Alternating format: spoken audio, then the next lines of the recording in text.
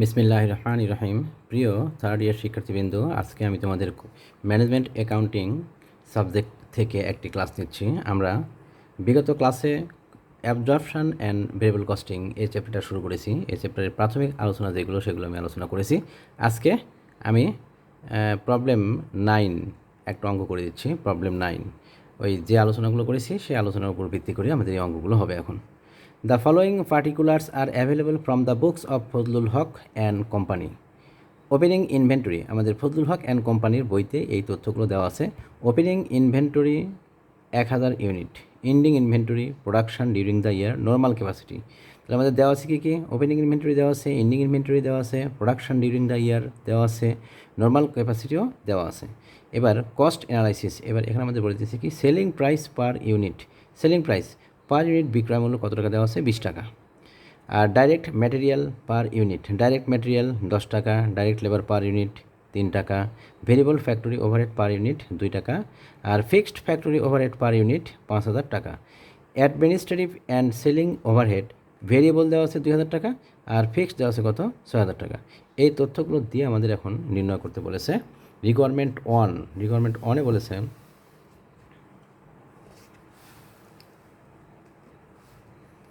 Requirement 1, এখানে আমাদের বলেছে রিকোয়ারমেন্ট 1 বলেছে যে prepare an income statement using direct costing, prepare an income statement using absorption costing. আর 3 নম্বরে বলেছে রিকনসিলিয়েশন স্টেটমেন্ট। তিনটা আমাদের রিকোয়ারমেন্ট নির্ণয় করতে বলেছে। আমরা এখন অঙ্কটা করে দিয়ে সম্পূর্ণ বুঝিয়ে দিচ্ছি, খেয়াল করো।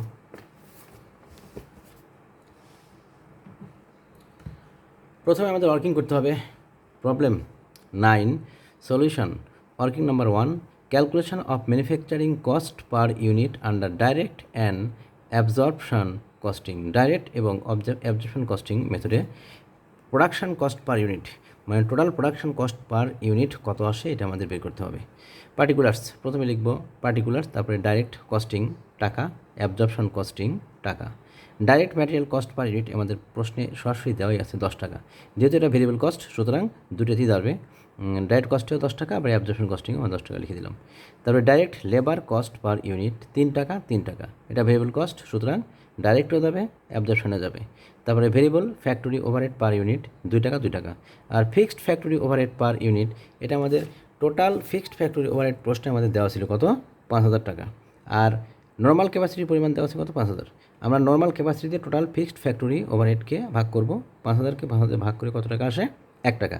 এই 1 টাকা যাবে কোথায়? অ্যাবজর্পশন কস্টিং মেথডে, অ্যাবজর্পশনে আমরা দেখালাম। আর ভেরিয়েবল কস্টিংয়ে এটা আসবে না, যেহেতু ফিক্সড কস্ট কখনোই ডাইরেক্ট কস্টিংয়ে আসে না। ফিক্সড কস্ট পার ইউনিট কখনোই ডাইরেক্ট কস্টিংয়ে আসবে না। তা আমরা এটা যোগ করলাম, যোগ করে পেলাম কত? 15 টাকা, আর এটা যোগ করে পেলাম কত? 16 টাকা। 1 নম্বর ওয়ার্কিং শেষ। এবার 2 নম্বর ওয়ার্কিংয়ে আমাদের যে কাজটা করতে হবে সেটা হচ্ছে, এখানে আমাদের অঙ্কে যে কোনো একটা অ্যামাউন্ট মিসিং থাকবে 4টার মধ্যে। কোন 4টার মধ্যে? এই যে বলেছে opening, production, sales, closing. Opening inventory, production, sales এবং ক্লোজিং ইনভেন্টরি, এই 4টার মধ্যে যে কোনো একটা অ্যামাউন্ট দেওয়া থাকবে না।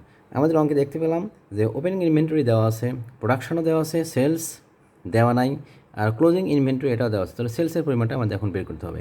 এটা আমরা ক্যালকুলেশন করলাম, যেগুলো মান দেওয়া আছে সবগুলো মান বসিয়ে দিলাম, দিয়ে ক্যালকুলেশন করে সেলসের পরিমাণ পেয়ে গেলাম কত? 4000 ইউনিটস। এবার ওয়ার্কিং 3 আন্ডার অ্যালোকেশন। ওয়ার্কিং 3টা আমরা করবো আন্ডার অ্যালোকেশন বা ওভার অ্যালোকেশন, এটা করতে হয়। তা আন্ডার অ্যালোকেশন কখন হয়? যখন আমরা দেখব প্রোডাকশানের পরিমাণটা নর্মাল ক্যাপাসিটি থেকে কম। একটা কোম্পানি যখন নর্মাল ক্যাপাসিটি থেকে কম প্রোডাকশন করবে, তখন আমাদের কী করতে হবে? আন্ডার অ্যালোকেশনের পরিমাণটা নির্ণয় করতে হবে। আমরা দেখতে পেলাম যে এই অঙ্কে নর্মাল ক্যাপাসিটি দেওয়া হচ্ছে 5000, আর প্রোডাকশনের পরিমাণ দেওয়া আছে কত? 4500। যেহেতু নর্মাল ক্যাপাসিটিতে প্রোডাকশনের পরিমাণটা কম, সুতরাং আমাদের এখানে আন্ডার অ্যালোকেশন নির্ণয় করতে হবে। তা আমরা করলাম আন্ডার অ্যালোকেশন সমান normal capacity minus production into fixed factory overhead rate. Normal ক্যাপাসিটির পরিমাণ দেওয়া আছে 5000, প্রোডাকশনের পরিমাণ দেওয়া আছে 4500, আর ফিক্সড ফ্যাক্টরি ওভারহেড রেট একটু আগে আমরা বের করেছিলাম, 5000কে 5000 দিয়ে ভাগ করে 1 টাকা পেয়েছিলাম। অ্যাবজর্পশন কস্টিংয়ে যে রেটটা আমরা দেখেছিলাম, অ্যাবজর্পশন কস্টিংয়ে 1 টাকা, সেই 1 টাকা দিয়ে আমরা এখানে গুণ করব। গুণ করে পেয়ে গেলাম কত? 5000 থেকে 4500 বাদ দিয়ে 500, 500 আর 1 গুণ করলে 500ই থাকবে। এটা পেয়ে গেলাম আন্ডার অ্যালোকেশন। এখন আমরা রিকোয়ারমেন্ট 1-এ যাচ্ছি। রিকোয়ারমেন্ট 1, রিকোয়ারমেন্ট 1-এ আমাদের বলেছিল যে ডাইরেক্ট কস্টিং মেথডে ইনকাম স্টেটমেন্ট তৈরি করো। Direct costing method, variable costing বা ডাইরেক্ট কস্টিং মেথডে ইনকাম স্টেটমেন্ট তৈরি করতে বলছে। আমরা এখন প্রথমে যে কাজটা করব, ফজলুল হক কোম্পানি, কোম্পানির নাম দিলাম ফজলুল হক কোম্পানি, তারপর income statement under direct costing for the year ended. এখানে কোনো ইয়ার দেওয়া নাই, আমরা এই জন্য ইয়ার দিলাম না, ফাঁকা রাখলাম। পার্টিকুলার্স টাকা, টাকা টাকা কলাম আসবে এখানে দুইটা।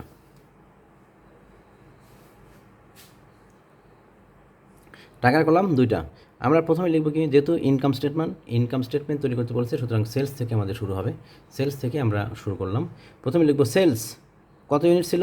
সেলস আমরা বের করেছি ওয়ার্কিং 2-তে, সেলসের পরিমাণ পেয়েছিলাম 4000 ইউনিট। তাহলে 4000 গুণন 20, 4000কে 20 দিয়ে গুণ করে আমরা পেলাম কত, 80000। সেলসের পরিমাণ পেলাম 80000, এটা সরাসরি আমরা দ্বিতীয় কলমে লিখব। Less variable cost of goods sold, এখান থেকে বাদ দিব cost of goods sold, variable cost of goods sold. তাহলে variable cost of beginning inventory, এখানে কয় টাকা আছে, variable cost of beginning inventory unit দেওয়া ছিল 1000। আর যেহেতু আমরা এটা অ্যাবজর্পশন ডাইরেক্ট কস্টিং মেথডটা করছি, সুতরাং ডাইরেক্ট কস্টিং মেথডে আমরা production cost per unit total পেয়েছিলাম কয় টাকা করে, 15 টাকা করে পেয়েছিলাম। পার ইউনিট কস্ট পেয়েছি আমরা 1 নম্বর ওয়ার্কিংয়ে 15 টাকা। তাহলে এই 15 দিয়ে আমরা এখন কি করব, বিগিনিং ইনভেন্টরি 1000কে গুণ করব, 1000কে গুণ করে পেয়ে গেলাম কত, 15000 টাকা। Add variable cost of production, variable cost of প্রোডাকশনের পরিমাণ ছিল 4500, আমরা এই 4500কে ডাইরেক্ট কস্টিংয়ের রেট ছিল 15 টাকা, এই রেট দিয়ে গুণ করবো, গুণ করে পেয়ে গেলাম 67500। এই দুটা যোগ করলে আমরা যেটা পাবো 82500। এর নামই হচ্ছে variable cost of goods available for sale. এবার এখান থেকে আমরা বাদ দিব variable cost of ending inventory, variable cost of ending inventory. আমরা এন্ডিং ইনভেন্টরি পরিমাণ অঙ্কের মধ্যে দেওয়াই ছিল, এখানে প্রশ্নে দেওয়া আছে কত ছিল, 1500 ইউনিট। এই 1500 ইউনিটকে আমরা গুণ করবো কত দিয়ে, 15 টাকা দিয়ে। ভেরিয়েবল কস্টের যে রেট বা ডাইরেক্ট কস্টিংয়ের যে রেট, সেই রেট দিয়ে আমরা গুণ করবো, গুণ করে পেলাম 22500। এটা আমরা এইখান থেকে বাদ দিব, বাদ দিয়ে যে অ্যামাউন্ট পাবো সেই অ্যামাউন্টটা আমরা ডান পাশে পার করে দেবো, কারণ এই অঙ্কে আমাদের আন্ডার অ্যালোকেশন দেওয়া নাই। আমাদের আন্ডার অ্যালোকেশন না, মানে আনফেভারেবল কস্ট ভেরিয়েন্স বা ফেভারেবল কস্ট ভেরিয়েন্স এটা দেওয়া নাই। যেহেতু দেওয়া নাই, তাই জন্য আমরা কী করব, এখানে যোগ বিয়োগ করে, এটা বিয়োগ করার পর যে অ্যামাউন্ট পাবো এটাকে আমরা সরাসরি দ্বিতীয় কলমে পার করে দেবো। আর যদি আনফেভারেবল বা ফেভারেবল কস্ট ভেরিয়েন্স এই দুটার যে কোনো একটা দেওয়া থাকতো, তাহলে আমরা এই অ্যামাউন্টটাকে এখানে নামিয়ে এইখান থেকে ফেভারেবলটা দেওয়া থাকলে বিয়োগ করতাম, আর আনফেভারেবল দেওয়া থাকলে কী করতাম, যোগ করতাম। এবার যোগ বিয়োগ করার পর তারপর ওই অ্যামাউন্টটা এই পাশে পার করে দিতাম। যেহেতু এখানে নাই, তাই আমরা সরাসরি এটা এখান থেকে বাদ দিয়ে এই অ্যামাউন্টটাকে এই পাশে পার করে দেবো। তা আমরা 82500 থেকে 22500 বাদ দিব, বাদ দিলে পাবো কত, 60000। এই 60000-এর নামই হচ্ছে variable cost of goods sold at standard and actual. তো স্ট্যান্ডার্ড এটাই আবার অ্যাকচুয়াল। এই অ্যামাউন্টটা আমরা এখন কী করবো, এখন সেলস থেকে বাদ দেবো। সেলস থেকে বাদ দিলাম 60000, তাহলে 60000 বাদ দিলে যে অ্যামাউন্ট আসবে সেটা হচ্ছে 20000। এই 20000কে বলবো আমরা গ্রস কন্ট্রিবিউশন মার্জিন। তো গ্রস কন্ট্রিবিউশন মার্জিনের পরিমাণ পেলাম আমরা 20000। এবার লেস করবো variable marketing and administrative expenses. Variable marketing and administrative expenses এটা দেওয়া আছে কত অঙ্কে, প্রশ্নের মধ্যে দেওয়া আছে 2000 টাকা। এই 2000 আমরা 20000 থেকে বাদ দিব, বাদ দিলে পেয়ে যাবো 18000। এর নাম হচ্ছে নেট কন্ট্রিবিউশন মার্জিন। আচ্ছা, নেট কন্ট্রিবিউশন মার্জিনের পরিমাণ পেলাম 18000 টাকা। এবার এই 18000 টাকা থেকে বাদ দিব, নেট কন্ট্রিবিউশন মার্জিন থেকে আমরা বাদ দিব কি, fixed cost, less fixed cost. এখন ফিক্সড কস্ট আমাদের অঙ্কে দেওয়া আছে fixed marketing and administrative expenses 6000 টাকা, আর ফিক্সড ফ্যাক্টরি ওভারহেড দেওয়া আছে কত, 5000। 5 আর 6 যোগ করে 11000 টাকা। 11000 টাকা এখান থেকে বাদ দিলে 18000 থেকে বাদ দিলে আমরা পাচ্ছি 7000। এটাকে বলবো আমরা নেট ইনকাম। তাহলে নেট ইনকাম পেয়ে গেলাম কোন কস্টিং মেথডে, আন্ডার অ্যাবজর্পশন ডাইরেক্ট কস্টিং মেথডে। তাহলে ডাইরেক্ট কস্টিং মেথডে আমরা নেট ইনকামের পরিমাণ পেলাম 7000 টাকা। এখন আমরা যাব অ্যাবজর্পশন কস্টিং মেথডে। অ্যাবজর্পশন আমরা একই রকমভাবে হেডিংটা লিখে নেব, ফজলুল হক কোম্পানি যেভাবে ঠিক হেডিং আছে ওইটাই লিখব, ফজলুল হক কোম্পানি। তারপর income statement under absorption costing for the year ended dot dot dot dot particulars দিয়ে টাকার পরিমাণ আসবে দুইটা দিলাম। প্রথমে আসবে কি সেলস, সেলসের পরিমাণ কত দেওয়া আছে, সেলসের পরিমাণ আমাদের বলে দিয়েছে আগেটার মতোই 4000 গুণন 20 কত আসলো 80000। Less cost of goods sold. আচ্ছা, এর আগের ইনকাম স্টেটমেন্টে আমরা variable cost of goods sold লিখতাম, কিন্তু এখানে আমরা লিখব কি cost of goods sold. Variable কথাটা আর লেখা যাবে না, কারণ এটা অ্যাবজর্পশন কস্টিং মেথড তাই। আচ্ছা, এবার cost of beginning inventory. Cost of beginning inventory এখানে 1000 ইউনিট ছিল বিগিনিং ইনভেন্টরি, এটাকে আমরা গুণ করব অ্যাবজর্পশন কস্টিংয়ের রেট। অ্যাবজর্পশন কস্টিংয়ের রেট কত দেওয়া আছে? 16 টাকা। তাহলে 1000 গুণন 16 করে আসলো কত? 16000। এবার অ্যাড করব cost of production. Cost of production এখানে আমাদের 4500 ইউনিট ছিল, ইউনিটকে গুণ করব অ্যাবজর্পশনের রেট 16, গুণ করে পেয়ে গেলাম 72000। এই 72000 আর এটা যোগ করব, যোগ করে আসবে কত? 88000। এর নাম হচ্ছে cost of goods available for sale. এবার এখান থেকে লেস করব কস্ট অফ এন্ডিং ইনভেন্টরি। আচ্ছা, এন্ডিং ইনভেন্টরি পরিমাণ কত ছিল? 1500 ইউনিট। এই 1500 ইউনিটকে আমরা অ্যাবজর্পশনের রেট 16 দিয়ে গুণ করব, গুণ করে পেয়ে গেলাম কত? 2400। এই 2400 আমরা এখান থেকে লেস করব, লেস করলে পাবো 64000। এর নাম হচ্ছে cost of goods sold at standard এর নাম।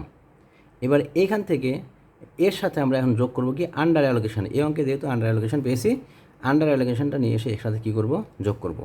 আর ওভার অ্যালোকেশন যদি থাকতো তাহলে এখান থেকে বিয়োগ করতাম। আন্ডার অ্যালোকেশন যেহেতু পেয়েছি আমরা, তাহলে অ্যাড আন্ডার অ্যালোকেশন কোথায় পেয়েছি? ওয়ার্কিং নাম্বার 3-তে আমরা বের করেছিলাম এটা, যে আন্ডার অ্যালোকেশনের পরিমাণ কত? 500। এটা এখান থেকে বাদ দিব, বাদ দেওয়ার পর আসবে কত? 64500। এই 64500 নামই হচ্ছে cost of goods sold at actual. এই cost of goods sold at অ্যাকচুয়ালের যে পরিমাণটা পেলাম 64500, এটা আমরা এখন সেলস থেকে বাদ দিব। বাদ দিলে যেটা আসবে এর নাম হচ্ছে গ্রস প্রফিট। তাহলে সেলস থেকে বাদ দিলাম 64500, এটা কি? Cost of goods sold at actual. এই 64500 অ্যামাউন্টটা বাদ দিব আমরা সেলস থেকে। তাহলে সেলস থেকে বাদ দিয়ে আমরা পেয়ে গেলাম কত? সেলস থেকে cost of goods sold at actual বাদ দিয়ে পেলাম 15500। এই 15500কে আমরা বলবো কি? Gross profit. তাহলে গ্রস প্রফিটের পরিমাণ পেলাম 15500। এবার আমরা এই গ্রস প্রফিট থেকে বাদ দিব অপারেটিং এক্সপেন্সেস। অপারেটিং এক্সপেন্সেস আমাদের অঙ্কে ভেরিয়েবল মার্কেটিং এক্সপেন্সেস দেওয়া আছে কত? 2000। অপারেটিং এক্সপেন্সের মধ্যে আসবে এটা। আবার ফিক্সড মার্কেটিং এক্সপেন্সেস আছে কত? 6000। এই 6000 আর 2000 এই দুটো যোগ করে আমরা পাবো কত? 8000। এখন 15500 থেকে 8000 বাদ দিলে আমরা পেয়ে যাবো কত? 7500। এই 7500কে বলবো আমরা নেট ইনকাম। তাহলে নেট ইনকামের পরিমাণ পেলাম অ্যাবজর্পশন কস্টিং মেথডে কত? 7500। আর ভেরিয়েবল কস্টিংয়ে পেয়েছিলাম কত? ভেরিয়েবল কস্টিং বা ডাইরেক্ট কস্টিংয়ে পেয়েছিলাম 7000। এখন আমরা রিকনসিলিয়েশন 3 নম্বর রিকোয়ারমেন্ট, রিকনসিলিয়েশন স্টেটমেন্ট। রিকনসিলিয়েশন স্টেটমেন্টটা করে দেখাচ্ছি। Fazlul Huq company, reconciliation statement as at 31 December ... ডেটটা দেওয়া নেই।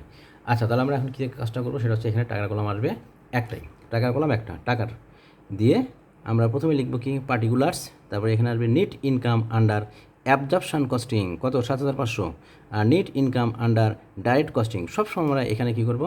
অ্যাবজর্পশন কস্টিংয়ের নেট ইনকামকে আগে লিখব, আর ডাইরেক্ট কস্টিংয়ের নেট ইনকামকে পরে লিখব। তো অ্যাবজর্পশন কস্টিংয়ের ছিল 7500 আর ডাইরেক্ট কস্টিংয়ে ছিল কত? 7000। বাদ দিলাম, বাদ দিয়ে পেলাম কত? 500। এর নাম হচ্ছে ডিফারেন্স ইন নেট ইনকাম 500। এবার ডিফারেন্স টু বি এক্সপ্লেইন। প্রথমে আসবে ডিফারেন্স ইন ইনভেন্টরি, এন্ডিং থেকে বিগিনিং বাদ দিতে হয়। আমরা এখানে আন্ডার অ্যাবজর্পশন কস্টিং, অ্যাবজর্পশন কস্টিংয়ের ক্ষেত্রে আমরা রেট পেয়েছিলাম কত? 16 টাকা। আর বিগিনিং ইনভেন্টরি, এন্ডিং ইনভেন্টরি ছিল কত? 1500 ইউনিট, আর বিগিনিং ইনভেন্টরি ছিল 1000 ইউনিট। আমরা ইউনিট থেকে ইউনিট বাদ দিলাম, বাদ দিয়ে এটাকে আমরা অ্যাবজর্পশনের রেট দিয়ে গুণ করলাম, করে পেলাম কত? 8000। একই রকমভাবে আন্ডার ডাইরেক্ট কস্টিং 1500 ইউনিট থেকে 1000 ইউনিট বাদ দিব, এটা হচ্ছে এন্ডিং আর এটা হচ্ছে বিগিনিং। বাদ দেওয়ার পর ডাইরেক্ট কস্টিংয়ের রেট ছিল 15 টাকা, 15 টাকা দিয়ে গুণ করলাম, গুণ করে পেলাম 7500।